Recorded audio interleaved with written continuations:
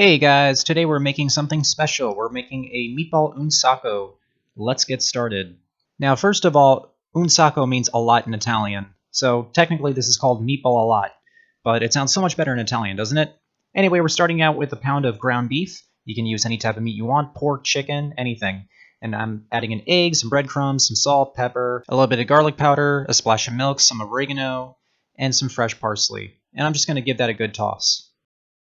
And once everything is together, go ahead and start shaping your meatballs. And I made them small. Each one is about the size of a golf ball. You don't want these to be too big, mainly because they're all going into the same dish at the end with a whole bunch of other ingredients. And I placed this on a large baking sheet lined with aluminum foil and greased with olive oil. You can use cooking spray if you'd like. And this is going to go in a 350-degree Fahrenheit oven for 30 minutes. Now next up, we're making a red sauce. A traditional marinara sauce. You can do anything you want with this. This is just my own take on it.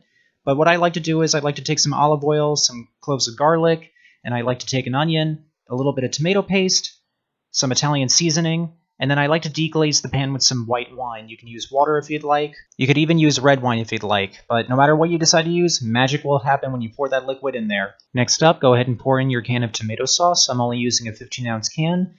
Then I'm adding a little bit of black pepper, some sugar, and a little bit of baking soda to cut on the acidity. Now notice I didn't say any salt, and that's because I want you to boil up some bowtie pasta, make the water as salty as the ocean, then take half a cup of that and put that into your sauce. It may not seem like it, but this makes a big difference. And then go ahead and give that a good stir. And now add in your pasta, toss it in the sauce, and then add your meatballs, and add every single meatball you made, and give that a good toss in the sauce as well. Go ahead and turn off the heat, cover it, and let that rest while we make our white sauce. And for that, we're going to need to make a roux. I'm starting out by taking some unsalted butter, some all-purpose flour, and I'm just going to mix that together until it makes kind of a paste. Then I'm going to slowly pour in my cold milk and make sure that your milk is cold, not warm, because you will not get lumps if the roux is hot and the milk is cold. After a few minutes over medium heat with constant stirring, your sauce should thicken up a little bit. Go ahead and add some freshly grated parmesan, some salt, some pepper to taste, and a little bit of nutmeg. Go ahead and give that a good whisk and make sure to taste it. Next, in a 10 by 6 inch baking dish that's been greased, go ahead and add in all your pasta, meatballs, and red sauce. Spread that out a little bit, and then we're going to add our white sauce. Go ahead and pour all of it on top. Next, I'm going to take some fresh basil, and I'm just going to go ahead and julienne that.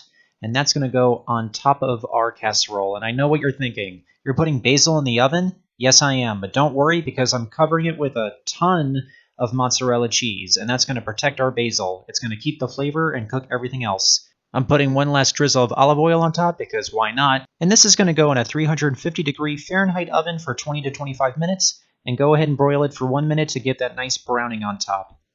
And after that, it's done and it's ready to serve. And it is going to be very hot, especially with all that cheese. Go ahead and top that with some dried parsley to make it a little pretty. And then it's time to dig in. And yeah, this is good. I mean, how can it not be? You got meatballs, red sauce, pasta, cheese, basil. You got everything you could possibly want in one dish. So go ahead, guys. Make this for your family. It's going to last you a little while, I can tell you that, because it is filling. But I hope you all enjoyed this one. Please remember to like and subscribe, and I will see you all next time.